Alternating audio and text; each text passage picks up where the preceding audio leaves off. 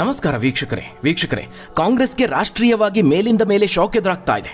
ಈಗಾಗಲೇ ರಾಷ್ಟ್ರೀಯವಾಗಿ ಕಾಂಗ್ರೆಸ್ನ ಬಲ ಕುಗ್ತಿದೆ ಅನ್ನುವ ಚರ್ಚೆಗಳು ಇರುವಂತಹ ಸಂದರ್ಭದಲ್ಲಿ ಬಿಜೆಪಿ ತನ್ನ ಕಾಂಗ್ರೆಸ್ ಮುಕ್ತ ಭಾರತದ ಕನಸಿಗೆ ಮತ್ತಷ್ಟು ಬಲ ತುಂಬುತ್ತಾ ಇದೆ. ಕಾಂಗ್ರೆಸ್ನ ಬಗ್ಗು ಬಡಿಯೋದಕ್ಕೆ ತನ್ನ ರಣತಂತ್ರವನ್ನು ಮುಂದುವರೆಸಿದೆ. ಸದ್ಯ ಪಕ್ಷ ಎಂತಹ ಅಪಾಯದಲ್ಲಿದೆ ಅಂದರೆ ಕಾಂಗ್ರೆಸ್ ಪಾಲಿಗೆ ಬಲಿಷ್ಠ ಸರ್ಕಾರ ಅಂತ ಉಳಿದುಕೊಂಡಿರೋದು ಕರ್ನಾಟಕ ಹಾಗೆ ತೆಲಂಗಾಣ ಮಾತ್ರ. ಅಸ್ತಿತ್ವಕ್ಕಾಗಿ ಹೋರಾಡುವಂತಹ ಪರಿಸ್ಥಿತಿ ಬಹಳ ದೂರದಲ್ಲೇನಿಲ್ಲ. ಯಾವ ಪರಿಸ್ಥಿತಿಯಲ್ಲಿದೆ ಅಂತ ಹೇಳಿದ್ರೆ ಪಕ್ಷದ ಹೊರಗಲ್ಲ, ಪಕ್ಷದ ಒಳಗಿನವರೇ ಕಾಂಗ್ರೆಸ್ ವಿರುದ್ಧವಾಗಿ ಕೆಲಸವನ್ನ ಮಾಡ್ತಿದ್ದಾರೆ. ಸ್ವತಃ ರಾಹುಲ್ ಗಾಂಧಿ ಅವರೇ ಈ ವಿಚಾರವನ್ನ ಪ್ರಸ್ತಾಪ ಮಾಡಿ ಮೊನ್ನೆಯಷ್ಟೇ ಗುಡುಗಿದ್ದಾರೆ. ಬಿಜೆಪಿ ಪರ ಕೆಲಸ ಮಾಡ್ತೀರಾ, ಪಕ್ಷ ದ್ರೋಹಿಗಳು ನೀವು, ಉಚ್ಚಾಟನೆ ಮಾಡ್ತೀವಿ ಅಂತ ಎಚ್ಚರಿಕೆಯನ್ನು ಕೊಟ್ಟಿದ್ದಾರೆ. ಇನ್ನು ವೀಕ್ಷಕರೇ, ಇತ್ತೀಚಿನ ದಶಕದಲ್ಲಿ ಪಕ್ಷದ ಹಲವು ಹಿರಿಯರು ಒಬ್ಬೊಬ್ಬರಾಗಿ ಪಕ್ಷವನ್ನು ತೊರಿತಾ ಇದ್ದಾರೆ. ಪಕ್ಷಕ್ಕೆ ಇದು ಬಹಳ ದೊಡ್ಡ ಆಘಾತವನ್ನು ನೀಡ್ತಾ ಇದೆ. ಇದರ ಜೊತೆಗೆ ಕೈ ಪಕ್ಷದ ಸೋಲಿನ ನಾಗಾಲೋಟ ಮುಂದುವರೆದಿದೆ. ದೆಹಲಿಯಲ್ಲಿ ಶೂನ್ಯ ಸಾಧನೆಯ ಬೆನ್ನಲ್ಲೇ ಈಗ ಮತ್ತೊಂದು ಚುನಾವಣೆಯಲ್ಲಿ ಮತ್ತೆ ಶೂನ್ಯ ಸಾಧನೆ ಮಾಡಿದೆ. ಆ ಮೂಲಕ ಕಾಂಗ್ರೆಸ್ಗೆ ಇತಿಹಾಸದಲ್ಲೇ ಸಾಲು ಅತಿ ದೊಡ್ಡ ಮುಖಭಂಗ ಅಂತ ಹೇಳಬಹುದು. ಸವಾಲಾಗಿ ತೆಗೆದುಕೊಂಡಿದ್ದ ಪ್ರತಿಷ್ಠೆಯಾಗಿದ್ದ ಚುನಾವಣೆಯಲ್ಲೇ ಮುಗ್ಗರಿಸಿ ಬಿದ್ದಿರುವಂಥದ್ದು. ಅಧಿಕಾರದಲ್ಲಿದ್ದರೂ ಗೆಲ್ಲಿಸ್ಕೊಂಡು ಬರೋದಕ್ಕಾಗಲಿಲ್ವಲ್ಲ ಅಂತ ಕಾಂಗ್ರೆಸ್ ನಾಯಕರ ಬಲದ ಕುರಿತಾಗಿ ಈಗ ರಾಷ್ಟ್ರ ಮಟ್ಟದಲ್ಲಿ ಚರ್ಚೆ ಆಗ್ತಾ ಇದೆ. ಹಾಗಾದ್ರೆ ದೆಹಲಿ ಬೆನ್ನಲ್ಲೇ ಎದುರಾದಂತಹ ಮತ್ತೊಂದು ಶೂನ್ಯ ಶಾಕ್ ಏನು? ಪಕ್ಷದ ಕಾರ್ಯಕರ್ತರೇ ಪಕ್ಷಕ್ಕೆ ಮುಳ್ಳಾದ್ರ. ರಾಹುಲ್ ಗುಡುಗಿದ್ದು ಯಾರ ವಿರುದ್ಧ? ಏನಿದು ಎದುರಾದಂತಹ ಮತ್ತೊಂದು ಮುಖಭಂಗ? ಬಿಜೆಪಿ ಕಾಂಗ್ರೆಸ್ನ ಮತ್ತೊಮ್ಮೆ ಧೂಳಿಪಟ ಮಾಡಿದ್ದು ಹೇಗೆ? ಏನಾಗ್ತಾ ಇದೆ ರಾಷ್ಟ್ರ ರಾಜಕಾರಣದಲ್ಲಿ? ಕಾಂಗ್ರೆಸ್ ಕತೆ ಏನು? ಆ ಎಲ್ಲದರ ಬಗ್ಗೆ ಸಂಪೂರ್ಣವಾದಂತಹ ವರದಿ ಇದೆ, ನೋಡೋಣ. ವೀಕ್ಷಕರೇ, ಇತ್ತೀಚಿನ ಬಹುತೇಕ ಚುನಾವಣೆಗಳಲ್ಲಿ ಕಾಂಗ್ರೆಸ್ಗೆ ಸಾಲು ಸೋಲಾಗಿದೆ. ಕರ್ನಾಟಕ ಉಪಚುನಾವಣೆಯಲ್ಲಿ ಗೆದ್ದಿದ್ದನ್ನು ಬಿಟ್ಟರೆ ಬೇರೆ ಯಾವ ಚುನಾವಣೆಯಲ್ಲೂ ಗೆಲ್ಲೋದಕ್ಕೆ ಸಾಧ್ಯವಾಗಿಲ್ಲ. ಅದರಲ್ಲೂ ಇಲ್ಲಿ ತೆರವಾಗಿದ್ದಂತಹ 3ಕ್ಕೆ 3 ಸ್ಥಾನಗಳನ್ನು ಪಡೆದುಕೊಂಡಿದ್ರೂ ಸಹ ಅಂತಹ ಅಭೂತಪೂರ್ವವಾದಂತಹ ಗೆಲುವು ಅಂತ ಹೇಳೋದಕ್ಕೆ ಸಾಧ್ಯ ಇಲ್ಲ. ಕಾರಣ, ರಾಜ್ಯದಲ್ಲಿ ಬಿಜೆಪಿಯ ಪರಿಸ್ಥಿತಿ ಯಾವ ರೀತಿ ಇದೆ ಅನ್ನೋದು ನಿಮ್ಮೆಲ್ಲರಿಗೂ ಗೊತ್ತು. ಪರೋಕ್ಷವಾಗಿ ಬಿಜೆಪಿಯ ವೈಫಲ್ಯಗಳೇ, ಬಣ ಬಡಿದಾಟನೇ ಕಾಂಗ್ರೆಸ್ ಗೆಲುವಿಗೆ ಕಾರಣ ಆಯಿತು ಅನ್ನಬಹುದು. ಆದರೆ ನಮ್ಮಲ್ಲಿ ಉಪಚುನಾವಣೆಯಲ್ಲಿ ಗೆದ್ದಂತಹ ರೀತಿನಲ್ಲೇ ರಾಷ್ಟ್ರವ್ಯಾಪಿ ಅಂತಹ ಪರ್ಫಾರ್ಮೆನ್ಸ್ ಕಾಂಗ್ರೆಸ್ ಕಡೆಯಿಂದ ಬರ್ತಾ ಇಲ್ಲ. ವೀಕ್ಷಕರೇ, ಇತ್ತೀಚಿನ ಪಂಜಾಬ್, ಒಡಿಶಾ, ಹರಿಯಾಣ, ದೆಹಲಿ ಹಾಗೆ ಮಹಾರಾಷ್ಟ್ರ ವಿಧಾನಸಭಾ ಚುನಾವಣೆಯಲ್ಲಿ ಕಾಂಗ್ರೆಸ್ ಗೆಲುವಿನ ವಿಶ್ವಾಸವನ್ನು ವ್ಯಕ್ತಪಡಿಸಿತ್ತು. ಆದರೆ ಯಾವ ಚುನಾವಣೆಯಲ್ಲೂ ಗೆಲ್ಲೋದಕ್ಕೆ ಸಾಧ್ಯವಾಗಲಿಲ್ಲ. ಅದು ಸಹ ಸಂಪೂರ್ಣವಾಗಿ ತನ್ನ ಸ್ವಂತ ಬಲದಿಂದ ಚುನಾವಣೆಯನ್ನು ಎದುರಿಸಿಲ್ಲ. ಬಹುತೇಕ ಚುನಾವಣೆಯಲ್ಲಿ ತನ್ನ ಮಿತ್ರ ಪಕ್ಷಗಳೊಂದಿಗೆ ಚುನಾವಣೆಯನ್ನು ಎದುರಿಸಿದೆ. ಆದರೂ ಸಹ ಗೆಲ್ಲೋದು ಬಿಡಿ, ಪೈಪೋಟಿಯನ್ನು ಕೊಡೋದಕ್ಕೂ ವಿಫಲ ಆಗುತ್ತೆ. ಇದಕ್ಕೆ ಮುಖ್ಯ ಕಾರಣ ಅಂತ ಹೇಳಿದ್ರೆ ಪ್ರಮುಖವಾಗಿ ಕಾಂಗ್ರೆಸ್ ತನ್ನ ಸೋಲಿನ ನಂತರದಲ್ಲಿ ಬಹಳ ಈಸಿಯಾಗಿ ಇವಿಎಂ ಅನ್ನು ದೂರುತ್ತೆ. ಚುನಾವಣಾ ಆಯೋಗದ ವಿರುದ್ಧನೂ ಅನುಮಾನವನ್ನು ವ್ಯಕ್ತಪಡಿಸುತ್ತೆ. ಆದರೆ ಪಕ್ಷ ಆತ್ಮಾವಲೋಕನ ಮಾಡಿಕೊಂಡು ತನ್ನ ತಪ್ಪನ್ನು ತಿದ್ದುಕೊಂಡಂತಹ ನಿದರ್ಶನಗಳು ಬಹಳ ಕಡಿಮೆ. ವೀಕ್ಷಕರೇ, ನೀವು ಸಹ ಗಮನಿಸಿರಬಹುದು, ಅತ್ಯಂತ ಹೀನಾಯ ಸೋಲು ಎದುರಾದಂತಹ ಸಂದರ್ಭದಲ್ಲೂ ನೆಪಗಳನ್ನು ಮುಂದಿಟ್ಕೊಂಡು ತಲೆದಂಡಕ್ಕೆ ಬಲಿಪಶುಗಳನ್ನು ಹುಡುಕಿದ್ದೇ ಹೆಚ್ಚು. ಹರಿಯಾಣ ಮತ್ತು ಮಹಾರಾಷ್ಟ್ರ ವಿಧಾನಸಭೆಗೆ ನಡೆದಂತಹ ಚುನಾವಣೆಯಲ್ಲಿ ಕಾಂಗ್ರೆಸ್ ಪಕ್ಷಕ್ಕೆ ಇತಿಹಾಸದಲ್ಲೇ ಬಹುದೊಡ್ಡ ಸೋಲು ಎದುರಾಗುತ್ತೆ. ಆಗಲೂ ಸಹ ನೆಪಗಳನ್ನು ಹುಡುಕುವಂತಹ ಪ್ರಯತ್ನಗಳಾಯಿತು. ಮತ್ತೊಂದು ಕಡೆ ಜಮ್ಮು ಕಾಶ್ಮೀರ, ಜಾರ್ಖಂಡ್ನಲ್ಲಿ ಗೆಲುವು ಸಿಕ್ಕಿರಬಹುದು. ಆದರೆ ಗೆಲುವಿನ ಶ್ರೇಯಸ್ಸು ಎರಡೂ ಕಡೆಗಳಲ್ಲೂ ಮೈತ್ರಿಕೂಟದಲ್ಲಿದ್ದ ಪಕ್ಷಗಳಿಗೆ ಸಲ್ಲುತ್ತೆ. ಜಮ್ಮು ಮತ್ತು ಕಾಶ್ಮೀರದಲ್ಲಿ ನ್ಯಾಷನಲ್ ಕಾನ್ಫರೆನ್ಸ್ ಮತ್ತು ಜಾರ್ಖಂಡ್ನಲ್ಲಿ ಜಾರ್ಖಂಡ್ ಮುಕ್ತಿ ಮೋರ್ಚಾ ಗೆಲುವನ್ನು ತನ್ನದಾಗಿಸಿಕೊಳ್ಳುತ್ತೆ.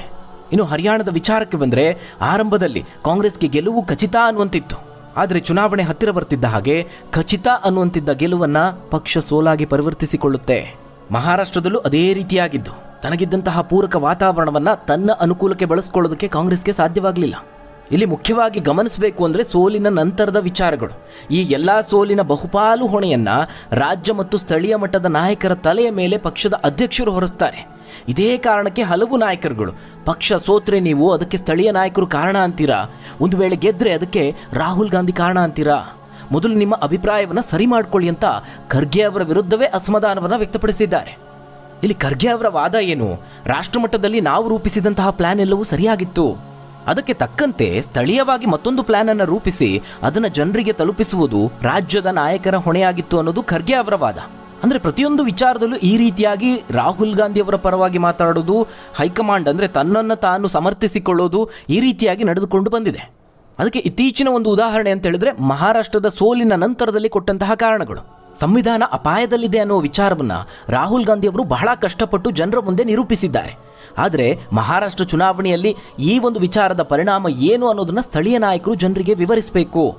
ಚುನಾವಣೆಗೆ 1 ವರ್ಷಕ್ಕೆ ಮುಂಚೆನೆ ರಾಜ್ಯ ಘಟಕಗಳು ಸಿದ್ಧತೆಯನ್ನು ಆರಂಭಿಸಬೇಕಿತ್ತು ಅಂತ ಖರ್ಗೆ ಅವರು ಹೇಳಿದರು. ಇದೇ ಮಹಾರಾಷ್ಟ್ರ ಚುನಾವಣೆಗೆ ಕಾರಣ ಅಂತ ಹೇಳಿದ್ರು. ಆದರೆ ರಾಜ್ಯ ಘಟಕಗಳು 1 ವರ್ಷಕ್ಕೆ ಮುಂಚೆನೆ ಸಿದ್ಧತೆಯನ್ನು ಆರಂಭಿಸಿದೆಯೋ ಇಲ್ವೋ ಅನ್ನೋದನ್ನು ನೋಡ್ಕೊಳ್ಳೋದು ಕೇಂದ್ರ ನಾಯಕತ್ವದ ಹೊಣೆ. ಇದನ್ನ ಹೈಕಮಾಂಡ್ ಅರ್ಥ ಮಾಡ್ಕೊಳ್ತಾ ಇಲ್ಲ. ರಾಜ್ಯ ನಾಯಕರು ಯಾವ ರೀತಿ ಯೋಚಿಸ್ತಾರೆ, ಹೈಕಮಾಂಡ್ ನಿರ್ದೇಶನ ಕೊಡುತ್ತೆ ಅಂತ ಕಾಯ್ತಿರ್ತಾರೆ. ಅಷ್ಟರಲ್ಲಿ ಚುನಾವಣೆ ಬಂದು ಹೋಗುತ್ತೆ. ಹರಿಯಾಣದ ಸೋಲಿನ ಬಳಿಕವೂ ಮಹಾರಾಷ್ಟ್ರ ಚುನಾವಣೆಯಲ್ಲಿ ಕಾಂಗ್ರೆಸ್ ಪಕ್ಷ ಪೂರ್ಣ ಪ್ರಮಾಣದಲ್ಲಿ ತೊಡಗಿಸಿಕೊಳ್ಳಲಿಲ್ಲ ಅನ್ನೋ ಟೀಕೆನೂ ಇದೆ. ಎಷ್ಟರ ಮಟ್ಟಿಗೆ ಅಂತ ಹೇಳಿದ್ರೆ ಕೊನೆ ಪಕ್ಷ ಪಾರ್ಟಿಯ ವೆಬ್ಸೈಟ್ ಅನ್ನು ಪರಿಷ್ಕರಿಸುವಂತಹ ಗೋಜಿಗೂ ಹೋಗಲಿಲ್ಲ. ಇದು ಈ ರೀತಿಯಾದಂತಹ ಎಡವಟ್ಟುಗಳು ಕಾಂಗ್ರೆಸ್ ಪಕ್ಷದ ಸಾಲು ಸಾಲು ಸೋಲಿಗೆ ಕಾರಣ ಅಂತ ಹೇಳ್ಬೋದು.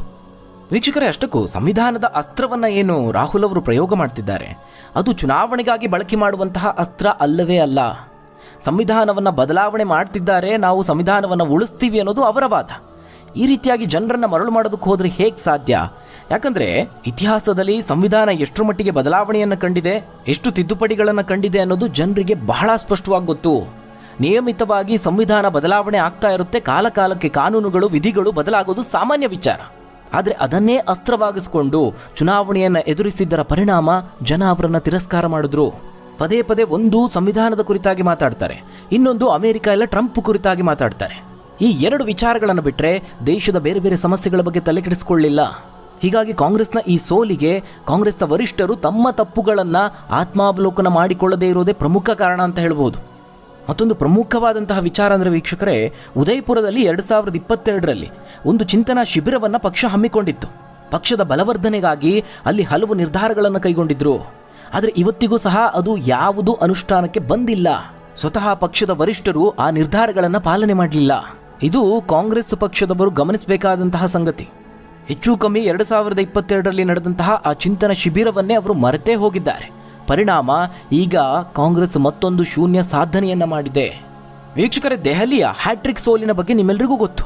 ಕಳೆದ 3 ಚುನಾವಣೆಗಳಲ್ಲಿ ಪಕ್ಷ ಶೂನ್ಯ ಸಾಧನೆಯನ್ನ ಮಾಡಿದೆ. ಮುಂದಿನ ದಿನಗಳಲ್ಲಿ ದೆಹಲಿಯಲ್ಲಿ ಗೆಲುವು ಮರೀಚಿಕೆ ಅನ್ನೋದು ಬಹಳ ಸ್ಪಷ್ಟ. ಈ ಒಂದು ಶೂನ್ಯ ಸಾಧನೆಯ ಬೆನ್ನಲ್ಲೇ ಮತ್ತೊಂದು ಶೂನ್ಯ ಶಾಕ್ ಎದುರಾಗಿದೆ. ತೆಲಂಗಾಣದ MLC ಚುನಾವಣೆಯಲ್ಲಿ ಶೂನ್ಯ ಸಾಧನೆ ಮಾಡಿರುವಂಥದ್ದು. ಫೆಬ್ರವರಿ 27ಕ್ಕೆ ತೆಲಂಗಾಣ ವಿಧಾನ ಪರಿಷತ್ನ 3 ಸ್ಥಾನಗಳಿಗೆ ಚುನಾವಣೆ ನಡೆದಿತ್ತು. ಈಗ ಫಲಿತಾಂಶ ಬಂದಿದೆ. ಬಿಜೆಪಿ ಬೆಂಬಲಿತ 2 ಗೆಲುವನ್ನು ಸಾಧಿಸಿದ್ದಾರೆ. 1 ಕ್ಷೇತ್ರ ಪಕ್ಷೇತರ ಅಭ್ಯರ್ಥಿಯ ಪಾಲಾಗಿದೆ. ಆಡಳಿತಾರೂಢ ಕಾಂಗ್ರೆಸ್ ಯಾವುದೇ ಸ್ಥಾನವನ್ನು ಗೆಲ್ಲುವಲ್ಲಿ ವಿಫಲವಾಗಿದೆ.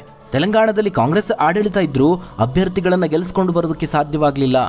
ತೆಲಂಗಾಣದ ಮೇಡಕ್, ನಿಜಾಮಾಬಾದ್, ಆದಿಲಾಬಾದ್, ಕರೀಂನಗರ ಈ 4 ವಲಯದ ಪದವೀಧರ ಕ್ಷೇತ್ರದಿಂದ ಬಿಜೆಪಿ ಬೆಂಬಲದೊಂದಿಗೆ ಸ್ಪರ್ಧಿಸಿದ್ದ ಅಂಜಿರೆಡ್ಡಿಯವರು ಕಾಂಗ್ರೆಸ್ನ ನರೇಂದ್ರ ರೆಡ್ಡಿಯವರ ವಿರುದ್ಧ ಬರೋಬ್ಬರಿ 5,000ಕ್ಕೂ ಹೆಚ್ಚಿನ ಮತಗಳ ಅಂತರದಿಂದ ಗೆದ್ದಿದ್ದಾರೆ. ಇನ್ನು ಇದೇ ವಲಯದ ಶಿಕ್ಷಕರ ಕ್ಷೇತ್ರದಲ್ಲಿ ಬಿಜೆಪಿ ಬೆಂಬಲಿತ ಮಲ್ಕಾ ಕೊಮರಯ್ಯ ಅವರು ಗೆದ್ದಿದ್ದಾರೆ. ಮತ್ತೊಂದು ಕಡೆ ವಾರಂಗಲ್, ಖಮ್ಮಂ, ನಲ್ಕೊಂಡ ಶಿಕ್ಷಕರ ಕ್ಷೇತ್ರದಿಂದ ಸ್ವತಂತ್ರ ಅಭ್ಯರ್ಥಿ ಶ್ರೀಪಾಲ್ ರೆಡ್ಡಿ ಪಿಂಗಿಲಿಯವರು ಗೆದ್ದಿದ್ದಾರೆ. ಅಲ್ಲಿಗೆ 3 MLC ಸ್ಥಾನಗಳಲ್ಲಿ ಬಿಜೆಪಿ 2ರಲ್ಲಿ ಗೆಲುವನ್ನು ಸಾಧಿಸಿದೆ. ಈ ಗೆಲುವು ತೆಲಂಗಾಣದಲ್ಲಿ ಬಿಜೆಪಿಗೆ ನೈತಿಕ ಸ್ಥೈರ್ಯವನ್ನು ತಂದುಕೊಟ್ಟಿದೆ. ಈ ಚುನಾವಣೆಗಾಗಿ ಕೇಂದ್ರ ಸಚಿವರಾದ ಕಿಶನ್ ರೆಡ್ಡಿ, ಬಂಡಿ ಸಂಜಯ್ ಕುಮಾರ್ ಹಾಗೆ ಇತರ ಬಿಜೆಪಿ ನಾಯಕರೆಲ್ಲ ಸೇರಿ ವ್ಯಾಪಕವಾದ ಪ್ರಚಾರವನ್ನು ನಡೆಸಿದ್ರು. ಮತ್ತೊಂದು ಕಡೆ ಕಾಂಗ್ರೆಸ್ ಪರವಾಗಿ ಖುದ್ದು ಮುಖ್ಯಮಂತ್ರಿ ರೇವಂತ್ ರೆಡ್ಡಿ ಅವರು ಪ್ರಚಾರವನ್ನು ಮಾಡಿದ್ರು. ಅಲ್ಲದೆ ಅಲ್ಲಿನ TPCC ಅಧ್ಯಕ್ಷರಾದ ಮಹೇಶ್ ಕುಮಾರ್ ಗೌಡ ಅವರು ಸಹ ಪ್ರಚಾರವನ್ನು ಮಾಡಿದ್ರು. ಆದರೆ ಪಕ್ಷದ ಹಿರಿಯ ನಾಯಕರ ಪ್ರಚಾರದ ಹೊರತಾಗಿಯೂ ಅಭ್ಯರ್ಥಿಗಳನ್ನು ಗೆಲ್ಲಿಸಿಕೊಂಡು ಬರೋದಕ್ಕೆ ಸಾಧ್ಯವಾಗಲಿಲ್ಲ. ಕೇವಲ ತೆಲಂಗಾಣದಲ್ಲಿ ಮಾತ್ರ ಅಲ್ಲ, ಮತ್ತೊಂದು ಕಡೆ ಹರಿಯಾಣದ ಸ್ಥಳೀಯ ಸಂಸ್ಥೆಗಳ ಚುನಾವಣೆಯಲ್ಲೂ ಕಾಂಗ್ರೆಸ್ಗೆ ತೀವ್ರ ಮುಖಭಂಗ ಆಗಿದೆ. ಕಳೆದ ಅಕ್ಟೋಬರ್ನಲ್ಲಿ ಹರಿಯಾಣ ವಿಧಾನಸಭಾ ಚುನಾವಣೆ ನಡೆದಿತ್ತು. ಬಿಜೆಪಿ ಭರ್ಜರಿಯಾದ ಗೆಲುವನ್ನು ಸಾಧಿಸಿ ಅಧಿಕಾರವನ್ನು ಪಡೆದುಕೊಳ್ತು. ಈಗ ಮಾರ್ಚ್ 2ಕ್ಕೆ ನಡೆದಿದ್ದ ಮಹಾನಗರ ಪಾಲಿಕೆಗಳ ಮೇಯರ್ ಚುನಾವಣೆಯಲ್ಲೂ ಬಿಜೆಪಿ ತನ್ನ ಪಾರುಪತ್ಯವನ್ನು ಮುಂದುವರೆಸಿದೆ. ಮಹಾನಗರ ಪಾಲಿಕೆಗಳ ಮೇಯರ್ ಚುನಾವಣೆಯಲ್ಲಿ ಬಿಜೆಪಿ ಭರ್ಜರಿಯಾದ ಗೆಲುವನ್ನು ಸಾಧಿಸಿದೆ. 10 ಮೇಯರ್ ಸ್ಥಾನಗಳ ಪೈಕಿ 9 ಸ್ಥಾನಗಳನ್ನು ಬಿಜೆಪಿ ಗೆದ್ದು ಬೀಗಿದೆ. ಹರಿಯಾಣದ ಗುರುಗ್ರಾಮ್, ಹಿಸಾರ್, ಕರ್ನಾಲ್, ರೋಹ್ಟಕ್, ಫರೀದಾಬಾದ್, ಯಮುನಾನಗರ, ಪಾಣಿಪತ್, ಅಂಬಾಲ ಮತ್ತು ಸೋನಿಪತ್ಗಳಲ್ಲಿ ಬಿಜೆಪಿ ಅಭ್ಯರ್ಥಿಗಳು ಗೆಲುವನ್ನು ಸಾಧಿಸಿದ್ದಾರೆ. ಮಾನೇಸರ್ ಕ್ಷೇತ್ರದ 1 ಸ್ಥಾನವನ್ನು ಬಿಟ್ಟು ಬಿಜೆಪಿ ಎಲ್ಲವನ್ನ ಬಾಚಿಕೊಂಡಿದೆ. ಇನ್ನು ಮಾನೇಸರ್ನಲ್ಲಿ ಬಿಜೆಪಿ ಅಭ್ಯರ್ಥಿಯನ್ನ ಸ್ವತಂತ್ರ ಅಭ್ಯರ್ಥಿ ಇಂದ್ರಜಿತ್ ಯಾದವ್ ಅವರು ಸೋಲಿಸಿದ್ದಾರೆ. ಇಲ್ಲಿಯೂ ಸಹ ಸ್ವತಂತ್ರ ಅಭ್ಯರ್ಥಿಗೆ ಕೇಂದ್ರ ಸಚಿವ ಇಂದ್ರಜಿತ್ ಸಿಂಗ್ ಅವರು ಬೆಂಬಲಿಸಿದ್ರು ಅನ್ನೋದು ವಿಶೇಷ. ಇನ್ನು ಮೇಯರ್ ಸ್ಥಾನಗಳ ಪೈಕಿ ಒಂದಾದಂತಹ ರೋಹ್ಟಕ್ನಲ್ಲಿ ಮತ್ತೊಂದು ಇಂಟ್ರೆಸ್ಟಿಂಗ್ ಸಂಗತಿ ನಡೆದಿದೆ. ಮಾಜಿ ಮುಖ್ಯಮಂತ್ರಿ ಭೂಪಿಂದರ್ ಸಿಂಗ್ ಹೂಡಾ ಅವರು ಪ್ರಾಬಲ್ಯ ಹೊಂದಿರುವಂತಹ ಕ್ಷೇತ್ರ ಇದು. ಆದರೂ ಸಹ ಕಾಂಗ್ರೆಸ್ನ ಅಭ್ಯರ್ಥಿ ಸೋಲನ್ನು ಕಂಡಿದ್ದಾರೆ. ಇದು ತೀವ್ರ ಮುಖಭಂಗ ಅನುಭವಿಸುವಂತಾಗಿದೆ. ಅಲ್ಲಿ ಕಾಂಗ್ರೆಸ್ನ ಸುರ್ಜ್ಮಲ್ ಕಿಲೋಲಿ ಅವರ ವಿರುದ್ಧ ಬಿಜೆಪಿಯ ರಾಮ್ ಅವತಾರ್ ಅವರು ಜಯಗಳಿಸಿದ್ದಾರೆ. ಈ ರೀತಿಯಾಗಿ ಕೇವಲ ಮುಖ್ಯ ಚುನಾವಣೆಗಳು ಮಾತ್ರ ಅಲ್ಲ, ಸ್ಥಳೀಯ ಸಂಸ್ಥೆಗಳ ಚುನಾವಣೆಯಲ್ಲೂ ಕಾಂಗ್ರೆಸ್ ಮುಗ್ಗರಿಸಿ ಬೀಳ್ತಾ ಇದೆ. ಸಾಲು ಸಾಲು ಆಘಾತ ಎದುರಾಗ್ತಾ ಇದೆ. ಒಂದು ಕಡೆ ಬಿಜೆಪಿ ತನ್ನ ಬಲವನ್ನು ದಿನದಿಂದ ದಿನಕ್ಕೆ ಹೆಚ್ಚಿಸಿಕೊಳ್ತಾ ಇದೆ, ಮತ್ತೊಂದು ಕಡೆ ಕಾಂಗ್ರೆಸ್ ರಾಷ್ಟ್ರೀಯವಾಗಿ ತನ್ನ ಬಲವನ್ನು ಕಳೆದುಕೊಳ್ತಾ ಇದೆ. ಹೀಗಾಗಿ ಒಂದು ಕಾಲದಲ್ಲಿ ರಾಷ್ಟ್ರವ್ಯಾಪಿ ಸರ್ಕಾರಗಳನ್ನು ಹೊಂದಿದ್ದಂತಹ ಕಾಂಗ್ರೆಸ್ ಮುಂದಿನ ದಿನಗಳಲ್ಲಿ ಅಸ್ತಿತ್ವಕ್ಕಾಗಿ ಹೋರಾಡುವಂತಹ ದಿನಗಳು ಬಂದರೂ ಅಚ್ಚರಿಯೇನಿಲ್ಲ. ಹಾಗಾದರೆ ವೀಕ್ಷಕರೇ, ಈ ಬಗ್ಗೆ ನೀವೇನಂತೀರಾ? ರಾಷ್ಟ್ರೀಯವಾಗಿ ಕಾಂಗ್ರೆಸ್ನ ಬಲ ಕುಗ್ತಾ ಇದೆಯಾ?